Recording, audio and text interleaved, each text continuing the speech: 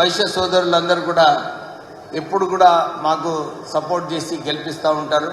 నేను అన్ని కార్యక్రమాలు వైశ్యుల కార్యక్రమాలు అన్నీ కూడా అటెండ్ చేస్తూ ఇంతకుముందు మా సుఖేందర్ రెడ్డి గారు ఏదైతే చెప్పినారో వైశ్య కార్పొరేషన్కి నేను కూడా చాలాసార్లు చెప్పినాను. ఒక 100 కోట్ల రూపాయలు వైశ్య కార్పొరేషన్కి శాంక్షన్ చేసే అవసరం ఉంది. నేను కూడా ముఖ్యమంత్రి గారికి చెప్పి, ఎందుకంటే డెవలప్మెంట్ కావాలనుకుంటే ఏదున్నా కానీ కార్పొరేషన్కి నిధులు వస్తాయి.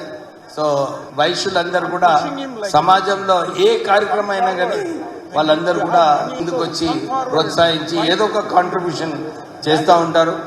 నాకు కూడా తెలంగాణ ఉద్యమంలో నాగరాజ్ అని ఒక వైశ్యుడు తెలంగాణ కోసము ఆయన సూసైడ్ చేసుకున్నాడు.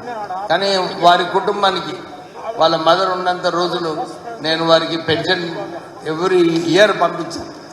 15 సంవత్సరాల వరకు వారికి పెన్షన్ ఇవ్వడం జరిగింది.